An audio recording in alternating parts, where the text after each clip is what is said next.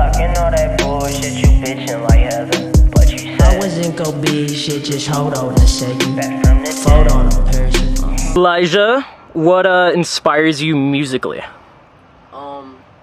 So as a kid, I grew up in the Midwest, born and raised in that. My dad was a house DJ growing up in the 90s, so in Chicago in the 90s, house was like fucking huge. Like it was like revolutionary. Like besides hip hop, that was the biggest genre, you feel me? So my dad was hella into that shit, and before he went to the Marines, he ended up like DJing with like Bad Boy Bill, DJ Too Fast, Cool, Easy, I forgot the fucking name. The homie's hard. Yo, Taj needs to fucking record his verse. Transition. You gotta do it. Come say with us. You gotta do a better transition. We gotta do a transition. But yeah, so my dad used to be like on the turntables. He used to hear the hi hat. He'd be like, "You hear that?" I'm like, "Yeah, I hear that." He's like, "Tap your foot to that. Don't miss it. Every time, tap your foot to that." I'm like, "Okay." And he's like, "Now you hear the boom, boom, boom, boom, boom." I'm like, "Yeah, that's like the bass." He's like, "Tap your foot to that. Now switch them out. Do one foot that and the other foot that, and then don't miss them." And ever since that, that's how I got my rhythm.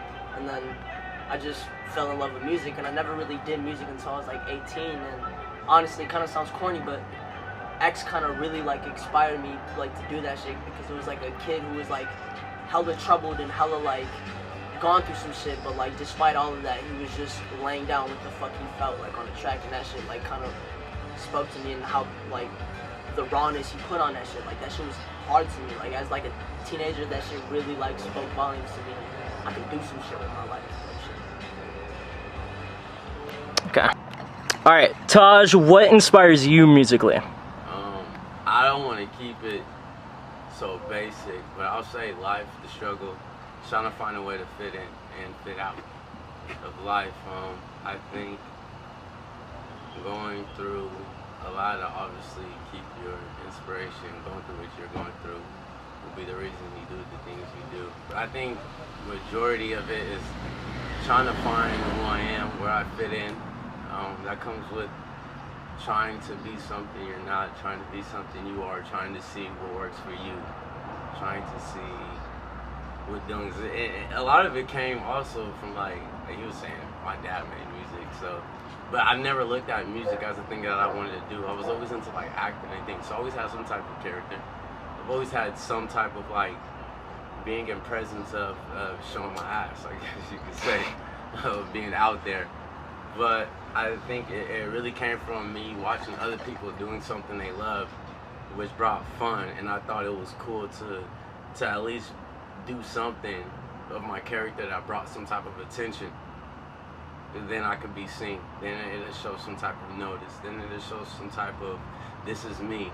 I'm someone too. I'm a presence that's around. I'm living, you know? Like, I think a lot of it came from me not being, not having this, not having that, not being able to grasp towards this, either as women, clothes, struggling, not having money, or whatever. I always wanted something where it's like, where people could look at me and be like, we want what you have, or we want to be just like that, or we want to, you know, support what you have going on. It played a big part in my life, because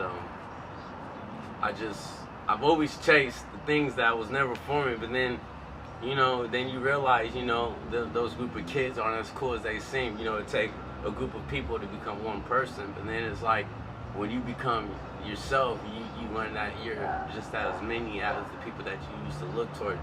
And I felt like once I stopped chasing that, I became something, and then it stopped becoming a chase.